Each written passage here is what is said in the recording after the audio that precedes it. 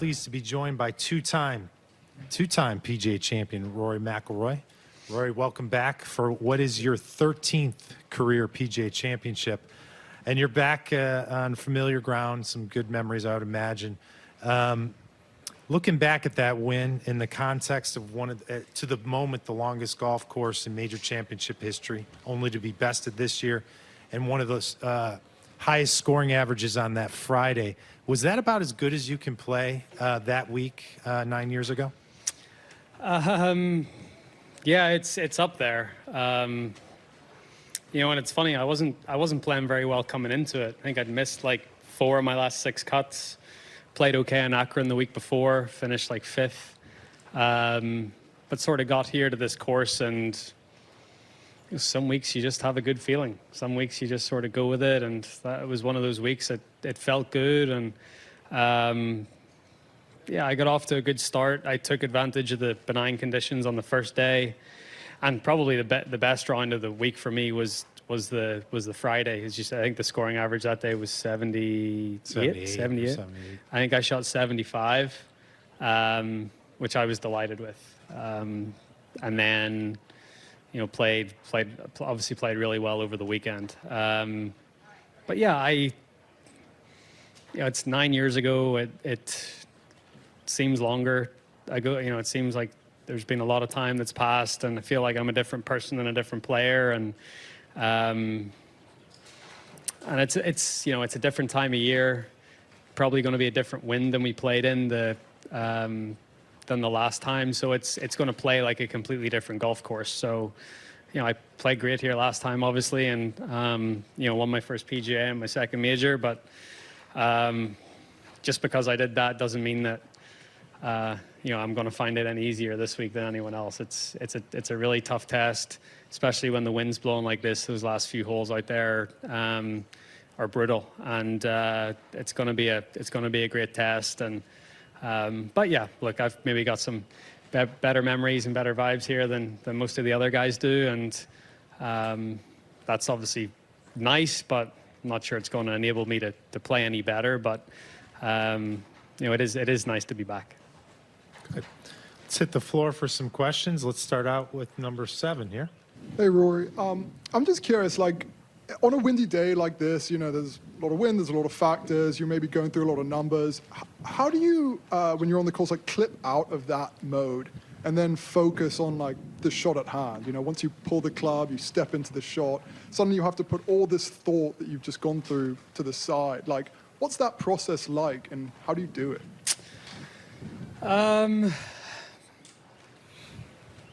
You just play golf. I've been playing golf for 30 years, so I sort of, it's automatic. I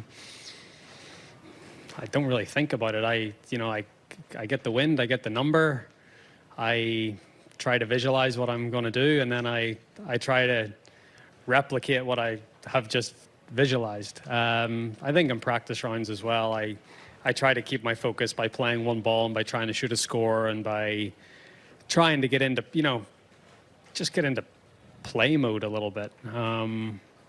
But yeah, I mean, on days like this, you can almost take on too much information. You know, it's a day where you have to, you could almost eyeball it instead of having a number, and instead of, you know, it just sort of, you know, you could have 110, but it just feels like a little 9-iron or a little 8-iron, and just sort of go with that. It sort of goes back to playing golf as you did as a kid, without a yardage book, and just sort of eyeballing it and playing a bit more by feel. Let's go here, number 6, and then round 11. Rory, obviously great memories from 2012. Nick Faldo made the point that you could easily come here feeling like you're the defending champion, with no disrespect to Colin Morikawa. Is Faldo right? I think I finished tied 32nd last year in this tournament, so no, I don't feel like that at all.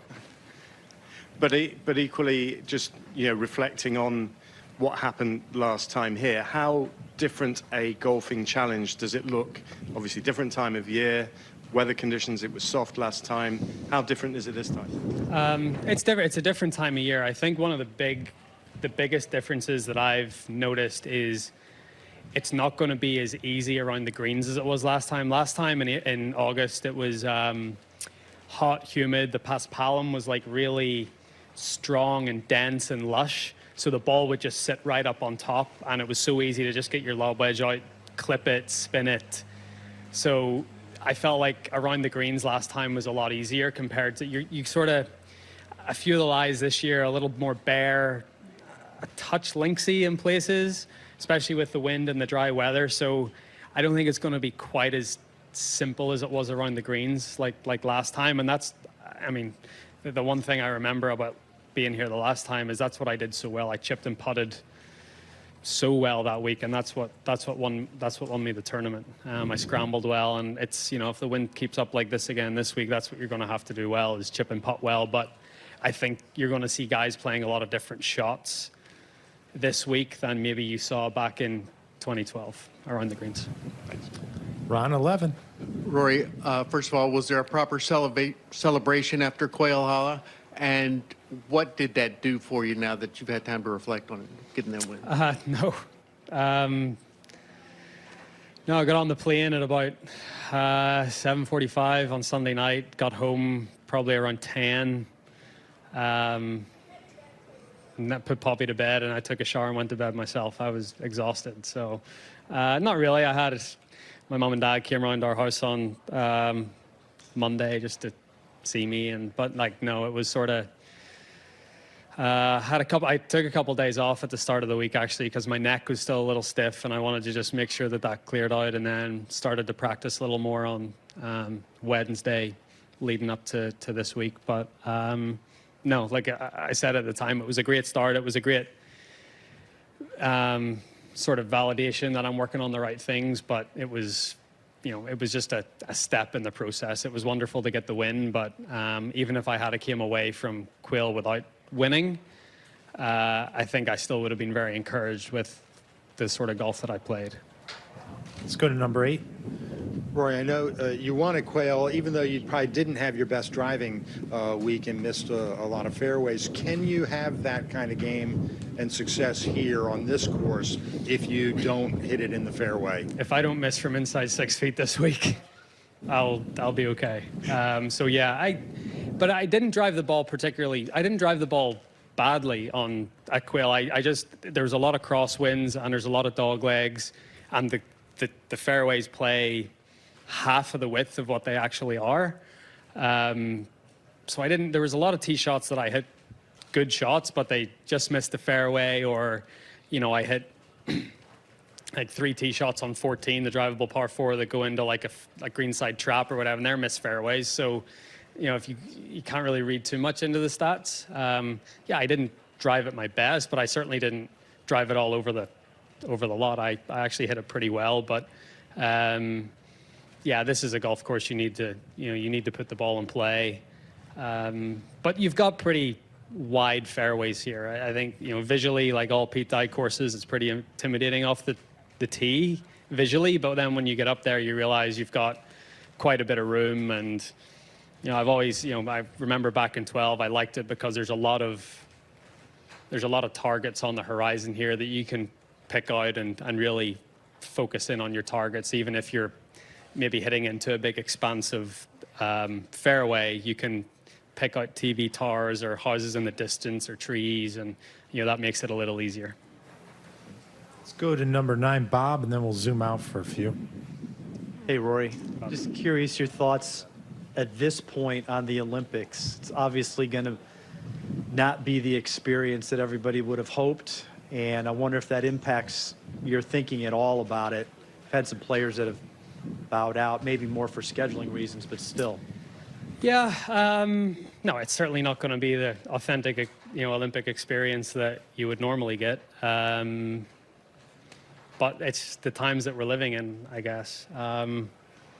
Sort of no different than when you go over and play a tournament in Asia anyway. You see the golf course in the hotel, and that's sort of it. So it's not going to be that much different to what we play when we go over and play, you know, the HSBC or Zozo or CJ Cup or whatever. So, but yeah, it's, you know, it's not ideal, but, you know, it's still a good opportunity to do something that I've never done before. And, you know, I'm at least looking forward to, you know, this is my 13th PGA Championship. I've been around now for a long time, so it's sort of rare to be able to do something for the first time again, and I'm sort of looking forward to that.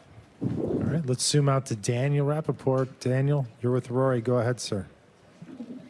Yeah, hey, Rory. I'm wondering if, as last week sort of settles in, are you surprised at all at how quickly you're making progress swing-wise? And does a week like that change your expectations of what's reasonable to expect from yourself this week and in the near future? Yeah, I mean, I've always said when you're in the thick of it, it always seems further away than it is.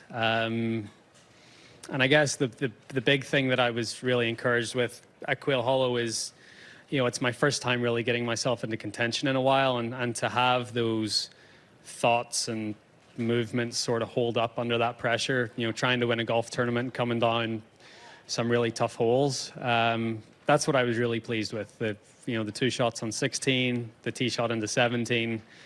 Obviously, the tee shot in the last wasn't great, but I got away with it. But those 3 shots coming, to hit the shots exactly the way I wanted to and play those holes very well with the lead, that's something that I haven't been able to do probably over the last 18 months, going back to the start of 2020. So I was very encouraged with that. So yeah, it's something I'm just going to have to continue to work on, and I want to get better. I want my game to get better. I want to become more consistent. I want to be in those positions more often than I have been, and that'll just mean keeping the head down and putting in the work. And I've been doing that for the last couple of months, and it was nice to see some results pretty early on. But I feel like there's still a long way to go.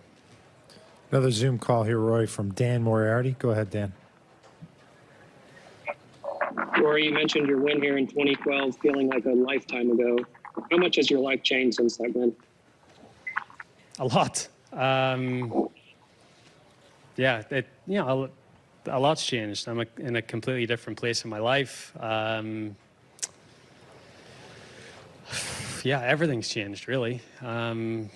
Yeah, I feel like a completely different person. So, yeah, a lot's changed. I think a lot's changed for the better. And yeah, I'm standing up here probably more confident in myself, happier with where I am in my life, and yeah, just sort of enjoying everything, enjoying life, enjoying everything a bit more, and yeah, it's all good. Ann on number 10. Hey, Rory, before your win at Quail Hollow, was there perhaps a bit of time where you might have lost belief in yourself? And if so, how'd you get through it? Yeah, I don't. Yeah, not belief in myself and belief that I couldn't do it again, but it's more it's the short. I think when you get into those scenarios, it's very easy just to think short term.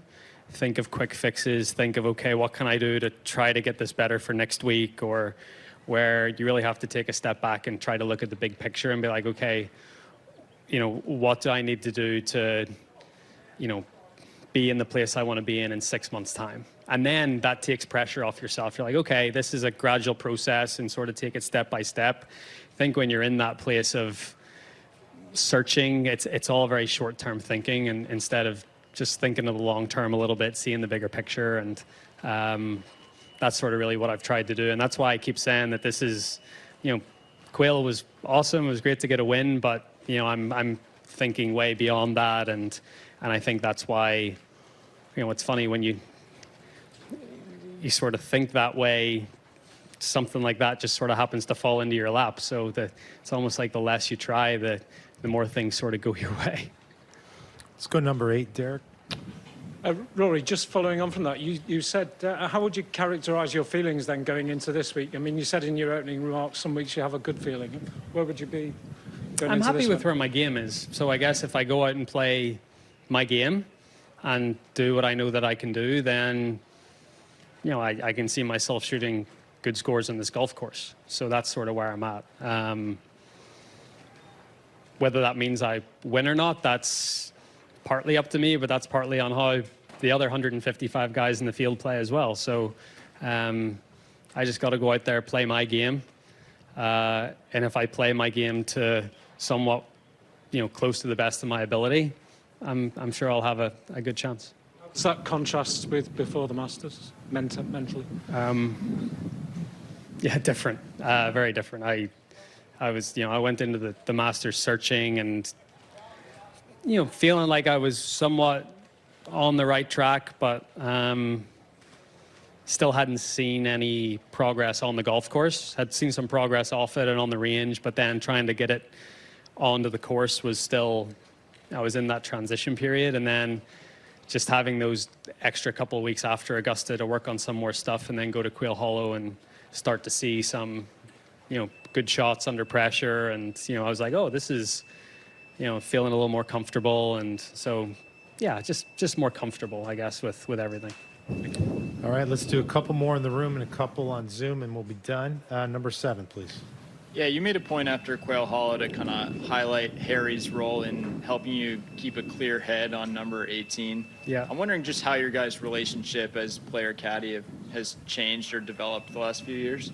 Yeah. I mean, I think first and foremost, we're best friends. That's sort of the relationship we have. So it's very, very hard for me to call Harry my caddy because that sort of puts down the relationship a little bit. I never really want to say my caddy Harry. That's just sort of feels weird for me to say that. But he's, like this was supposed to be a short-term thing back in 2017, and I ended up really enjoying it, really liking it, and he, we made the decision that this was going to be a long-term thing, and it's worked out great. We've had 6 wins together, and I think the reason I wanted to single Harry out as well, I feel like he gets some negativity around the relationship that's very unfair, uncalled for. People don't know him, don't really know me. They sort of see things from the outside and from their own perspective, but they don't really know.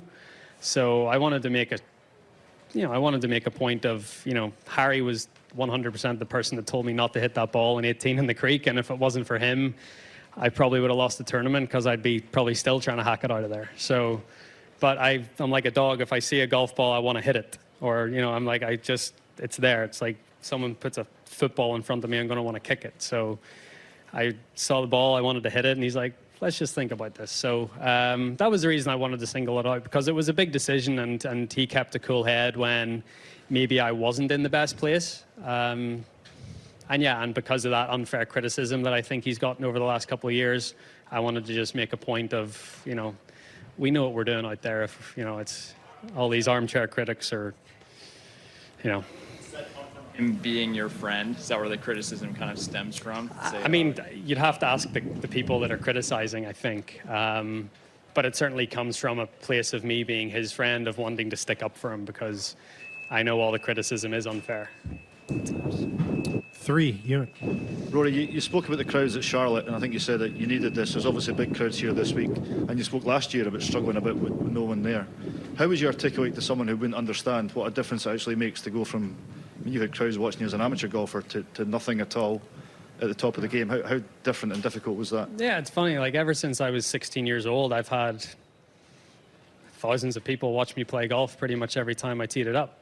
Even going back to amateur golf, and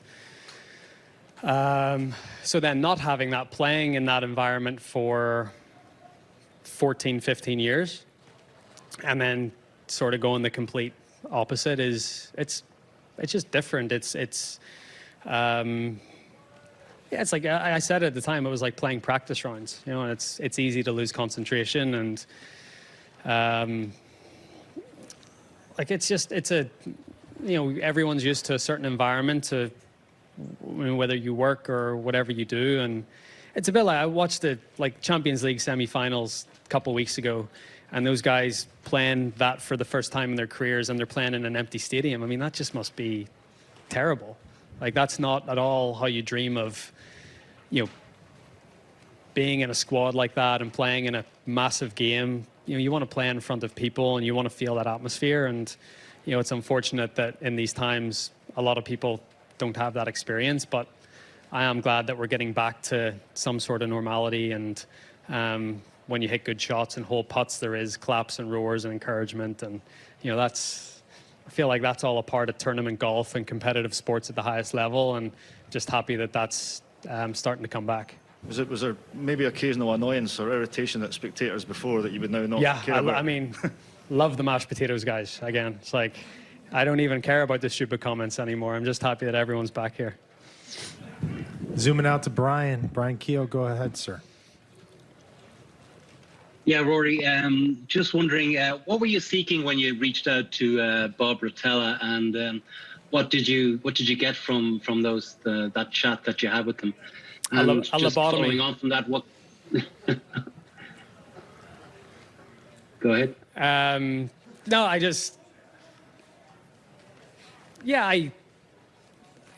worked with Bob before, back in 2010. Actually worked with him in the lead up to winning Quail Hollow for the first time. And then, I've worked with Brad Faxon for the last 3 years, and Brad speaks so highly of Bob, and he just thought it would be a good idea for us to get together and have a chat. And we ended up spending like 5 hours together at the Grove one day and had a really good time. And it just sort of went from there. Look, it's nothing that I haven't heard before, but Bob just puts it in a way that is so simple and can make you laugh, and some of the stories that he can tell and some of the stories that you can relate to yourself in some ways. It was a really fun day, and I got a lot out of it. I talked to him on the phone on Saturday. So yeah, we're in touch, and we're, it's hard to say that we're working together, but we're in contact every week, and I really value his input. Last question, Rory. We're going with Lucas. Lucas in Canada. Go ahead, sir. Hi, Rory. You talked a bit earlier about the 2012 PGA Championship win, but I'm just curious from your perspective, when you look back at that victory, how big was that moment for you, winning your second major at that moment in your career? Yeah, it was huge. A lot of guys have won one major, but it's a big hurdle to get to the second. And so it was good to get that monkey off my back, especially here, playing so well. So yeah, it was a big deal. I definitely didn't want to be stuck on one for a long time, so happy to get that second. Rory McIlroy, ladies and gentlemen, thank you, sir. Good laugh to end it off. Have a great week.